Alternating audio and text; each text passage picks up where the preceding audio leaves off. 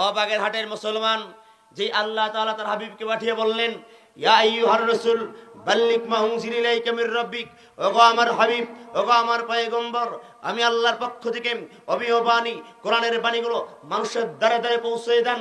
আল্লাহর নবী কোরআনের বাণী পৌঁছলেন না যতক্ষণ আল্লাহ বিন সাদিক বিশ্বাসীর জন্য ওই কাফেরদের কাছে বিশ্বস্ত মানুষ ছিল ততক্ষণ। যখনই বললেন ইয়া আইয়ুহান নাস কুলু লা ইলাহা ইল্লাল্লাহ, তখন আল্লাহর নবীর সাথে দিল তারা পাল্লা।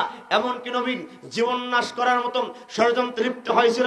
আল্লাহর নবী বলেছিলেন জীবন চলে যাবে, জীবন দিয়ে দিব, এরপরও কোরআনের হক কথা বলতেন, দ্বিধাবোধ করব না, কুণ্ঠাবোধ করব না। আজ এই বাংলার জমিনে গোটা 17 বছরের স্বৈরাচারের বিরুদ্ধে হক্কানি রব্বানি ইমানদার বান্দাগণ দীপ্তহীন কণ্ঠে কথা বলেছেন, বাতিলের সাথে আঘাত করেন। আবারও যদি বাংলায় কোন নব্য মুজাহিল, নব্য মুরতাদ, নব্য নাস্তিক তৈরি হয়, আমাদের যদি কণ্ঠ রুদ্ধ করতে চায়, আবার যদি বাংলার আনাচে কানাচে কোরআনের ময়দানে কোরআন প্রচার করার জন্য আবার যদি তারা পাশ নিতে হয়, অনুমতি যদি কেউ চায়, সোনার বাংলার 14 কোটি মুসলমান তাদেরকে জব্দ করবেন, উচিত জবাব দিবে, তাদেরকে রাম ধোলাই দিয়ে মামুর বাড়ি পাঠায় দেবে। ঠিক কিনা জোরে বলেন? আমাদের জীবন যাবে, রক্ত দিব, এরপর ইসলামের সঠিক পথ থেকে দূরে থাকতে পারবো। সে যদি বাধায় আর বুলেটের গর্জন, তোমার জন্য পারি শাহাদাত অর্জন, লড়তে পারি আমি পাহাড় সম, যদি কাছে ডেকে নাও গো আমায়, মন শুধু যেতে চায় বারে বার মদিনায়, মরুর দুলাল যেচা নীরবে ঘুমায়। আল্লাহুম্মা। মানুষ মরেনি, খানপুরে গোরস্থান আসেনি, জোরে বলে না কেন? গোটা বছরে যারা বলেছিল খেলা হবে, তাদের বুঝি মরণ নাই, তাদের বুঝি কবরে খেলা টেলা নাই? আরো জোরে কয় না? ওই দেখা যায় গোরস্থান, ওই আমাদের ঘর, ওইখানেতে থাকতে হবে সারা জীবন ভর। বিগত বছরের সন্তানদেরকে শেখানো হয়েছিল ব্যাঙের ডাক, সাপের ডাক, হাঁসের ডাক। কথা বলেন না কেন? শুধু তাই নয়, বিদ্যালয়ে গিয়ে একটা রিক্সাওয়ালা দিনমজুরিদের সন্তানগুলো প্রকৃতপক্ষে মানুষ হবে বিদায় তাদেরকে ডাকা হয়েছিল বিদ্যালয়ে পাঠায় সন্তানকে মানুষ বানানোর জন্য। সন্তান বাড়িতে এসে বলে, বাবা বিদ্যালয় থেকে শিখে এসেছি হাঁস কেমন করে ডাকে। কথা বলে না কেন? আমরা তখন বলছিলাম এই কারিকুলাম বন্ধ করতে হবে, চেঞ্জ করতে হবে, পরিবর্তন করতে হবে। এমনকি ইহুদিদের সূক্ষ্ম ষড়যন্ত্র নিয়ে আমাদের আপা দেশ কাঁপিয়ে আমাদেরকে এমন শিক্ষা অর্জন করার জন্য তিনি দিয়েছিলেন ডারউইনের মতবাদ, বিবর্তনবাদের মতবাদ। তিনি আমাদেরকে আদমের জাতকে বানরের জাতে রূপান্তরিত করতে চেয়েছিল। আর জোরে বলেন ঠিক কি ঠিক না? মিস্টার ফিরাউন তার জামানায় 30 বছর পর্যন্ত কোরআনের শিক্ষা, ওহীর শিক্ষা বন্ধ করেছিল, আলেমদেরকে জেলখানায় বন্দী করেছিল। এবং বেচারা হামান, যারে আল্লাহ বানাইছে টাকলা, বুদ্ধির বড় কামান, এ বুদ্ধি দিয়েছিল, শোনো ফেরাউন, কোন শিক্ষিত মার্জিত ওহীর জ্ঞান ভিত্তিক কোন বান্দা তোমাকে রব মানতে পারবে না। রব মানবে তারা দুনিয়ায় জমিনে যার সন্তান যারা রব মানবে তারা দুনিয়ার জমিনে গাধা যারা ওহীর বিধান জানে না যারা। সুতরাং এই বাংলার জমিনে স্বৈরাচারকে নেত্রী মানবে তারা, বাংলার জমিনে ওদের কদমে ওদের মূর্তিকে নমনমে বলবে যারা, তারা হচ্ছে ওহীর বিধান থাকবে না, বানরের সন্তান বানায় ওই চেয়েছিল ফিরাউনের মতবাদ বাংলার জমিনে প্রতিষ্ঠিত করতে। ঠিক কিনা জোরে বলো? আমরা বলেছিলাম বিবর্তমান চলবে না, এই শিক্ষা মুসলমান মানে না। মানুষ আর জিন, মানুষ আর পশু এক জায়গায় বসবাস করতে পারে না। দুইটা ভিন্ন জাত, দুই জনের থাকার জায়গা যেমন আলাদা, সিস্টেম আলাদা। মানুষ সামাজিক জীব, পশু হচ্ছে জঙ্গলায় থাকে, বানর থাকে বিভিন্ন জায়গায়, সুন্দরবনে। তোমরা যদি নিজেকে পশুর সন্তান দাবি করে গর্বিত মনে করো, গর্ববোধ মনে করো, সম্মানবোধ মনে করো, আমরা বলেছিলাম তোমরা পশুর সাথে জঙ্গলায় গিয়ে বসবাস করো, সোনার বাংলায় থাকার অধিকার তোমাদের নয়। আমাদের কথা তখন মানে নাই। আমাদেরকে তখন বলেছিল যুদ্ধাপরাধী, মৌলবাদী, দেশদ্রোহী, সন্ত্রাসী। আমাদের কথা না মানার কারণে যখন বাংলার ছাত্র জনতা ময়দানে নেমেছে, আল্লাহ কায়ামুল্লারা তোমরা চাইছো তার জংলায়, তোমরা পাঠাইছো কি পদত্যাগ, তোমাদের দেওয়া হয় নাই। যে নির্যাতনার জুলুম স্টিম রোলার সে চালিয়েছিল, তার জন্য পদত্যাগ নাই, তার জন্য পদত্যাগ নাই, চোরের মতো দেশ ত্যাগ করা লাগবে। ঠিক কিনা জোরে বলেন? ওই দেখা যায় গোরস্থান, ওইখানেতে থাকতে হবে সারা জীবন ভর। ও কবর তুই চাস কি, টাকা পয়সা নেশে কি? কবরে তো ঘুষ টুস আছে। আসতে কোন কেন বিরক্ত হচ্ছেন আপনারা? কবরে ঘুষ টুস আছে নাকি? বাংলাদেশে তো কোনো ঘুষ নাই। বাংলার মানুষ ঘুষ চিনে না। চাকরিতে ঘুষ আসেনি। আরে এমনও আছে যে ইসলামিক ফাউন্ডেশনে চাকরি নেবে, শিক্ষক হবে, শিক্ষক কোরআন শিখাবে, সেখানে বুঝি ঘুষ নাই। ইমামতিতে বুঝি ঘুষ নাই। কেমন পলান পলান কয়, গোটা পৃথিবীর ইতিহাসে এমন পলানো আমরা কখনো দেখিনি।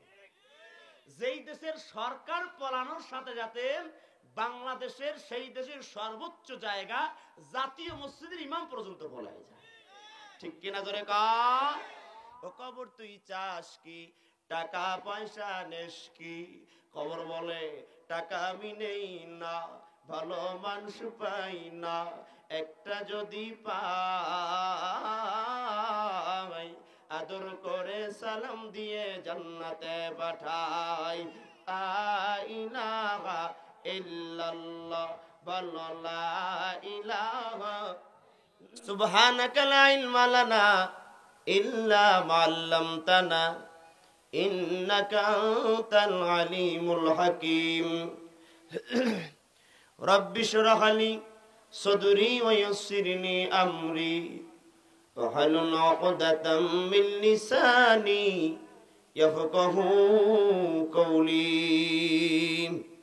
আলহামদুলিল্লাহ, বাংলাদেশের ঐতিহ্যবাহী জেলা, প্রাকৃতিক সৌন্দর্যের লীলাভূমিতে ঘেরা, অসংখ্য আল্লাহওয়ালা দিনদার মুত্তাকি আলেম ওলামাদের পদচরণে ধন্য পূর্ণ ভূমি, বিশেষ করে খাজা খান জাহান রহমাতুল্লাহ আলাইহির অধ্যাসিত পূর্ণ ভূমি বাগেরহাট জেলার সদর থানার আওতাধীন দক্ষিণ খানপুর যুব সমাজের উদ্যোগে প্রথম বাৎসরিক এক রাত ব্যাপী আজিমুশান তাফসিরুল কোরআন মাহফিল বরকতময় মুহতিয়ে আয়োজনের আজকের মাহফিলের সুযোগ্য সুদক্ষ রেসপেক্টেড অনেস্ট অ্যান্ড অনারেবল সভাপতি হযরত মাওলানা নিয়ামত আলী সাহেব, সাবেক প্রিন্সিপাল খানপুর ইসলামিয়া আলিম মাদ্রাসা, আল্লাহ তাআলা গোলামের হায়াতে ইমানে আমলে বারাকা দান করুক, পড়ছি আল্লাহুম্মা আমিন। দীর্ঘ সময় ধরে কোরআন সুন্নাহর আলোকে যুগ জিজ্ঞাসার নিরিখে আধুনিক মননে আলোচনা রেখে ধন্য করেছেন হাজুল হারামাইন প্রবীণ আলিমদ্দিন হযরত মাওলানা নুরুল ইসলাম সাহেব দামাত বরকতহুম। এত সময় যার সংক্ষিপ্ত আলোচনা শুনে আমরা বিমোহিত হয়েছি, মুগ্ধ হয়েছি, আকর্ষিত হয়েছি, চিন্তার উদ্রেক হয়েছে জীবন পরিবর্তন করার জন্য। শহীদি কাফেলার সিফা সালার বাংলাদেশ জামায়াত ইসলামের সুযোগ্য সুদক্ষ বর্তমান সময়ের বলিষ্ঠ কণ্ঠস্বর বাগেরহাট জেলা শাখার আমির জামায়াত, প্রখ্যাত আলিমদ্দিন, প্রবীণ আলিমদ্দিন, দক্ষিণ বাংলার কৃতি সন্তান হযরতুল আল্লাহ হযরত মাওলানা রেজাউল করিম সাহেব দামাত বরকতহুম আলিয়া আজকে আলোচনা রাখবেন, আপনাদেরকে কোরআন সুন্নাহর আলোকে ধারাবাহিক কথা শোনাবেন দক্ষিণবঙ্গের কৃতি সন্তান, কোরআন সুন্নাহের ধারাবাহিক ভাষ্যকার হাজুল হারামাইন উস্তাদুল মুকাররম উস্তাদুল উলামা হযরত মাওলানা মুহাম্মদ মনিরুজ্জামান সাহেব, সহকারী অধ্যাপক দারুল কোরআন সিদ্দিকিয়া কামিল মাদ্রাসা খুলনা। বিশেষ করে যার আমন্ত্রণে যে প্রোগ্রামকে ডিল করার জন্য আমি অধমের সাথে বারবার ফোনালাপ করে কথা বলেছেন আপনাদের এলাকার কৃতি সন্তান হাফেজ মোহাম্মদ হাবিম তরফদার সাহেব, হামিম টিভির সম্মানিত পরিচালক, বাংলাদেশের অসংখ্য ওলামা একরামের সাথে তার ওঠা বসা চলাফেরা, আল্লাহ ছোট্ট গোলামটিকে কোরআনের ময়দানে কবুল করুক, পড়ছে আমিন। দূর দারাজ থেকে আসা, ধুলায় দূষরিত বিছানায় বসা, কি যেন একটি টানে জান্নাতের বাগানে, কে যেন আনে সেই রবের শানে। আকাশ ও বাতাসকে মুখরিত করে, রাতের নিস্তব্ধতাকে ভঙ্গ করে, সিংহের ন্যায় গর্জন করে, মুসলমানের পরিচয় বহন করে, হৃদয়ে সঞ্চিত সমস্ত ভক্তি, শরীরে অর্জিত সমস্ত শক্তি, কণ্ঠের আগায় উচ্ছ্বাদিত করে, মালিকের শেখানো বাক্যে কায়মনা চিত্তে সন্তুষ্ট চিত্তে হামদ সানা পাঠ করছি, প্রাণ খুলে পড়ছি আলহামদুলিল্লাহ। আমার মন বলে আপনারা এখনো রাগ হয়ে আছেন, যারা অনেক আলহামদুলিল্লাহ কন্যায় আমার দিক তাকায় আছেন, রাগ আছে নাকি? আসলে কি সব সাউন্ড দিয়ে কইছেন নি? এখনো কিছু জমা করে রাখছেন, আরো তো হুজুর বাকি আছে ওদের। ব্যাপারটা এরকম নাকি? একটু দিলটা খুলে কন্যা আলহামদুলিল্লাহ।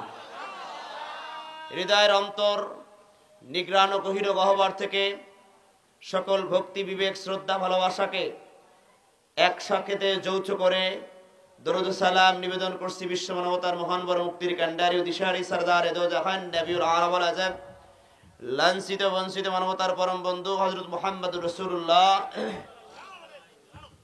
সাল্লাল্লাহু আলাইহি ওয়া আলিহি ওয়াসাল্লামের উপর আন্তরিক মোবারকবাদ জানাচ্ছি, যাদের অক্লান্ত পরিশ্রম, টাকা, মেধা, বুদ্ধি, কায়িক শ্রম, অর্থের বিনিময়ে মাইক লাইক প্যান্ডেল দিয়ে এত সুন্দর জান্নাতের বাগান প্রথম বাৎসরিক মাহফিল আয়োজন যারা করেছেন, রব্বে কারীম এদেরকে এই প্রোগ্রাম উসিলা করে কিয়ামতের ময়দানে নাজাতের জরিয়া বানাই দিক করছি আমিন।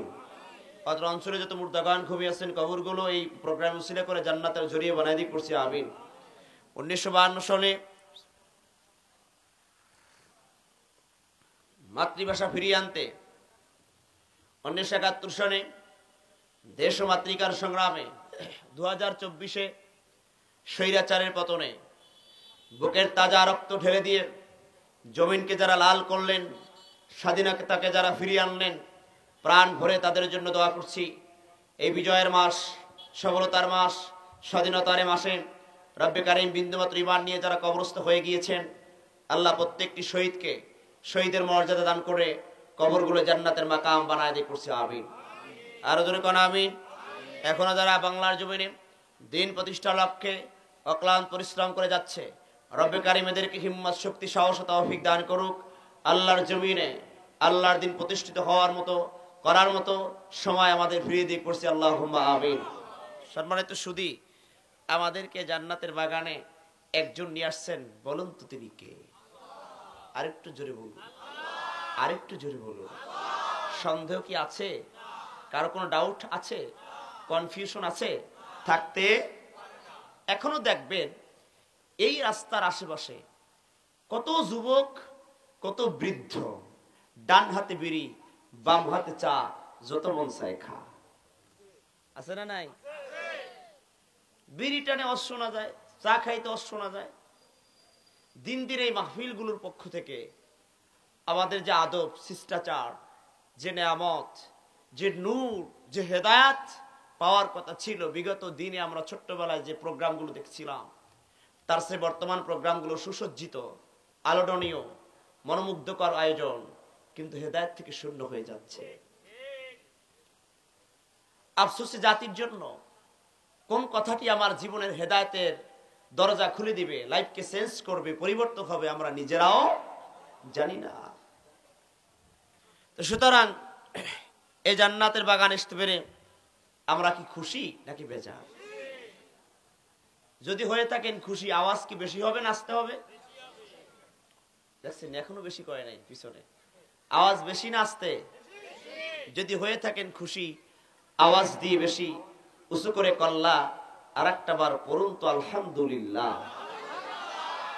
এসো না আল্লাহর নামে গান গাই, এসো না মন প্রাণ জোড়াই, এসো না মন প্রাণ জোড়াই। আল্লাহু আকবার বলো, আল্লাহু আকবার, আল্লাহু আকবার বলো, আল্লাহু আকবার। অমধুর নামটি নিলে হৃদয় হাসে, অমধুর নামে সুখ নেমে আসে। অমধুর নামটি নিলে হৃদয় হাসে, অমধুর নামে সুখ নেমে আসে। ও নামের তুলনা মিলে না, মিলে না, ও নামের তুলনা হবে না, হবে না, তুলনা নাই নাই নাই। এসো না আল্লাহর নামে গান গাই, এসো না মন প্রাণ জুড়াই, এসো না মন প্রাণ জুড়াই। চিৎকার দিয়ে বলুন আল্লাহু আকবার। আমি আপনাদের সামনে কোরআন আল হাকিমের ছোট্ট একটি সূরার কয়েকটি আয়াত তেলাওয়াত করেছি। কোরআন আল কারীমের 23 নম্বর সূরা। অত্র সূরাটিতে 118টি আয়াত দিয়ে রব্বুল আলামিন সমৃদ্ধভাবে সাজিয়েছেন। অত্র সূরায় আল্লাহ তাআলা 1400 ওভার অক্ষর দ্বারা, হরফ দ্বারা সাজিয়েছেন। উক্ত সূরাটি নাজিল হয়েছে রাসূল করিম সাল্লাল্লাহু আলাইহি সাল্লাম যখন মক্কাতুল মুকাররমায় প্রেজেন্ট ছিলেন, অবস্থান করছিলেন, সেই সময় নাজিল হওয়ার কারণে তাফসীরের ভাষায় এই সূরাটিকে মাক্কি সূরা বলা হয়। সূরাটির নাম হচ্ছে সূরাতুল মুমিনুন। কি নাম? আরো জোরে বলুন। সূরাতুল মুমিনুন, বিশ্বাসীগণ, বিশ্বাসীরা, দ্য বিলিভার্স, ইমানদারগণ। এখানে যারা বসছেন তারা কি মুমিন না কাফের? ভয় লাগতেছে মনে হয়, চিন্তা হচ্ছে, টেনশন আছে নাকি? জিব্রানারে বলেন, মুমিন না কাফের? মুমিন যেহেতু আমরা, এই মুমিনের সম্পর্কে কোরআনে কি বলছে শোনার দরকার নাই? শুধু দরকারই না, আল্লাহ এখানে কয়েকটা কোয়ালিটি, কয়েকটা ভার্সন, কয়েকটা সিস্টেম, কয়েকটা কাইফিয়াত, কয়েকটা ধরন, কয়েকটা গুণের কথা বলছেন, যে গুণগুলো যার থাকবে না মুমিন হতে সে পারবে। তো বলুন তো সেই গুণগুলোর প্রয়োজন আছে না নাই? আল্লাহ রাসূল বলে, মান আকামা হুন্না দাখালাল জান্নাহ, যে এই গুণটি নিজে অর্জন করে, আল্লাহ রাসূল বললেন তাকে আমার আল্লাহ জান্নাতে জায়গা করে দেয়। জোরে বলুন সুবহানাল্লাহ। তা আমাদের মুমিন হওয়ার জন্য কি গুণ রয়েছে, সেই গুণগুলো জানার প্রয়োজন আছে না নাই? আরো জোরে বলেন, আছে না নাই? আমি এমন একজন আলোচক, আমার আলোচনা কালে আপনাদের অ্যাক্টিভ হয়ে কথা শুনতে হবে। এদিক ওদিক যদি উঠাচলা করতে মন চায় কারো, এখন উঠে যাবেন। বিড়ি খাওয়ার নেশা থাকতে পারে, চা খাওয়ার নেশা থাকতে পারে, পান খাওয়ার নেশা থাকতে পারে, যদি কারো থাকে এখন আবার টান পিছন ফিরে চলে যান। বাছাই করা কিছু শ্রোতা দরকার, যারা জীবনকে পরিবর্তন করার জন্য কোরআনের ময়দানে বসছে। আপনারা থাকবেন না ভাগবেন? এটা আওয়াজ দেন প্লিজ, বলুন থাকবেন না ভাগবেন? আল্লাহ আমাদের কবুল করুক, আমিন। মুমিন হওয়ার জন্য যে গুণগুলো রয়েছে, সেই গুণগুলো আমাদের অর্জন করার প্রয়োজন আছে না নাই? আর এই গুণগুলো যদি অর্জন করতে পারে জান্নাত দেবে একজন, বলুন তো তিনি কে? এক বেচারা নামাজ পড়ে না, ইসলামের অনুশাসন, নিয়ম শৃঙ্খলা, নিয়মাবলী, রুলস মেনটেন করে চলে না, সে দাবি করে বড় একজন পাক্কা মুমিন, ইমানদার। করে না? নামাজ না পড়লে কি হবে? ইমানে কোনো ঘাটতি না। এরকম ইমানদার আছে না নাই? দাবি করে। আরেক বছর হজ করে আসছে হাজী সাহেব, হজ করার পর মনে করে আমি তো হজ করে আসছি, আর জীবনে গুনাহ থাকতে পারে, নামাজ না পড়লে কি হবে? আমার ইমান তাজা।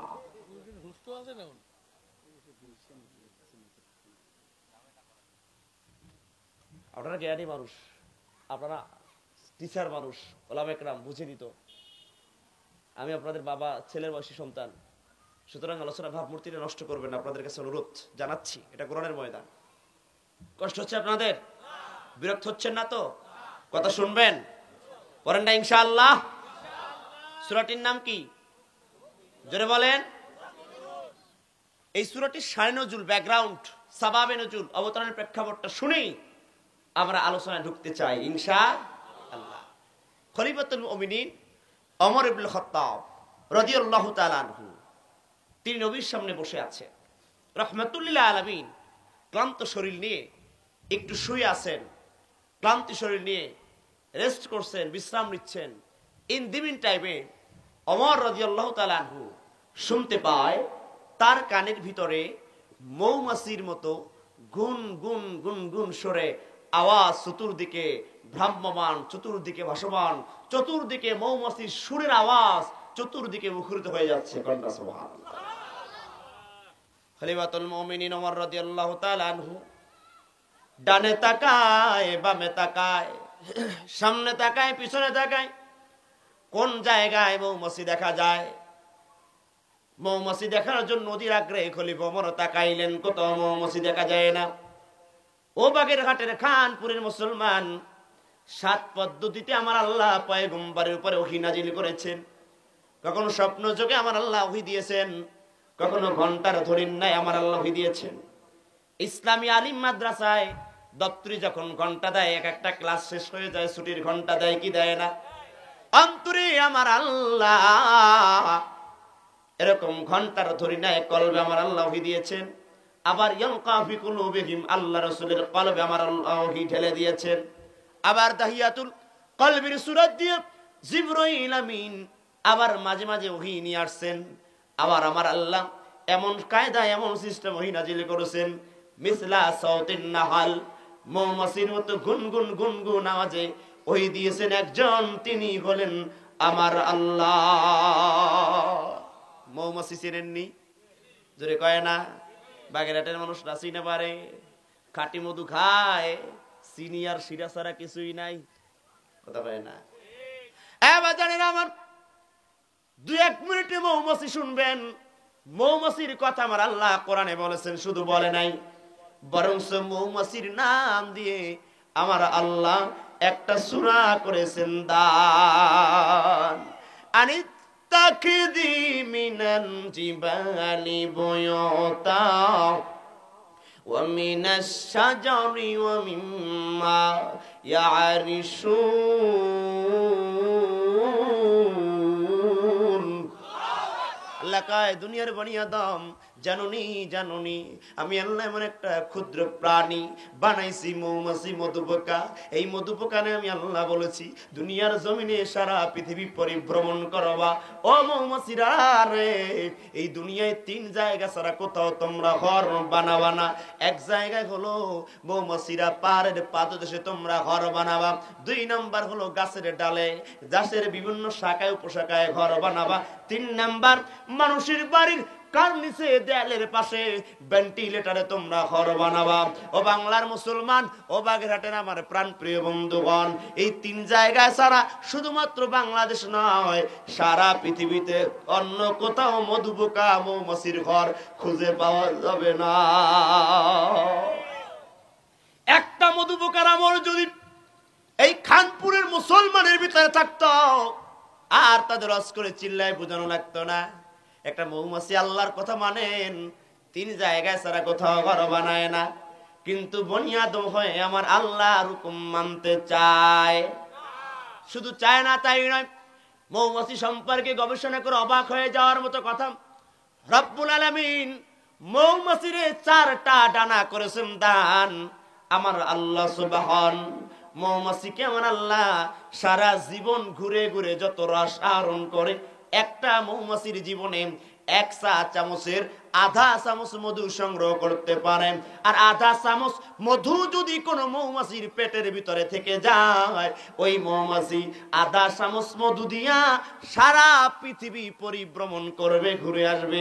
পেট্রোল লাগবে না, অকটেন লাগবে না, ডিজেল লাগবে না, পানি লাগবে না, বাতাস লাগবে না, আধা চামচ মধু দিয়া সারা পৃথিবী ঘুরে আসবে।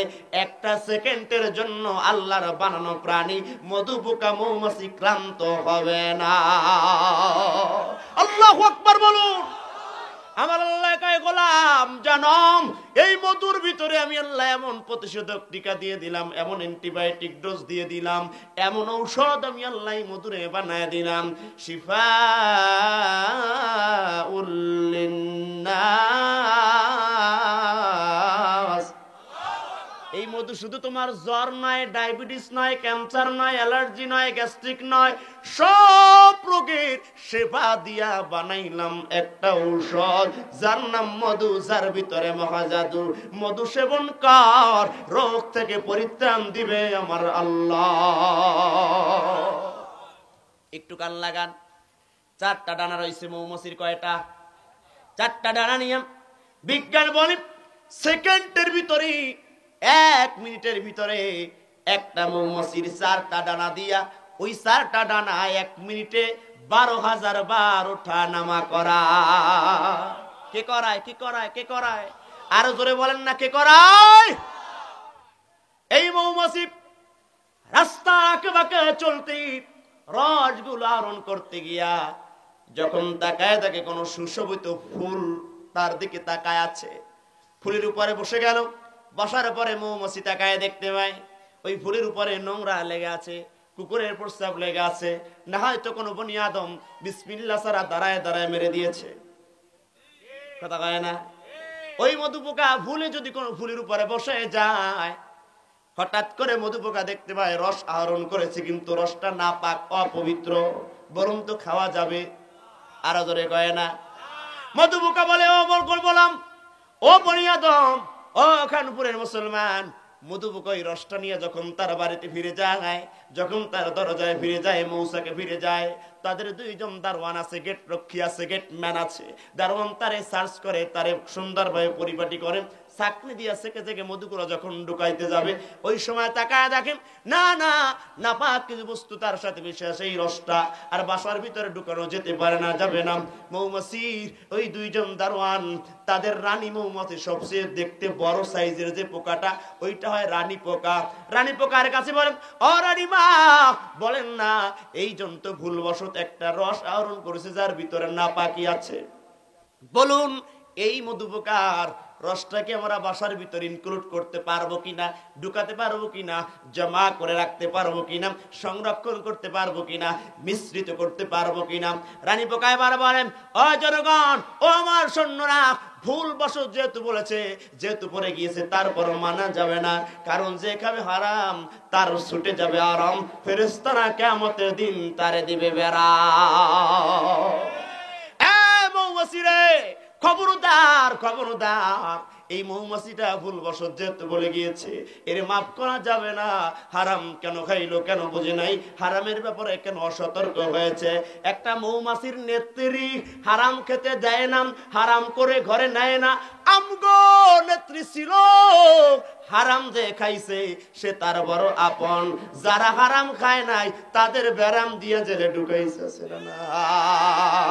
রডের বদলে যে বাঁশ দেয় সে আমার আপার আপন হয়, রডের বদলে বাঁশ না দিয়ে যারা জনগণের সম্পদ লুণ্ঠন করে না, তাদেরকে জনগণের দুশ্মন বানায়া জেলখানায় ঢুকায়। ওরা হলো জাতির লাগি মহামারীর মতন, পাইলে কলম টাকায়া চালায় ওরা নির্যাতন। ঘুষের টাকায় ওদের ভুঁড়ি, সুদের টাকায় ওদের ভুঁড়ি, করে যে টান টান। ওরা শিক্ষিত শয়তান, ওরা জন্মের বেঈমান। কষ্ট হচ্ছে আপনাদের? আরো জোরে কান।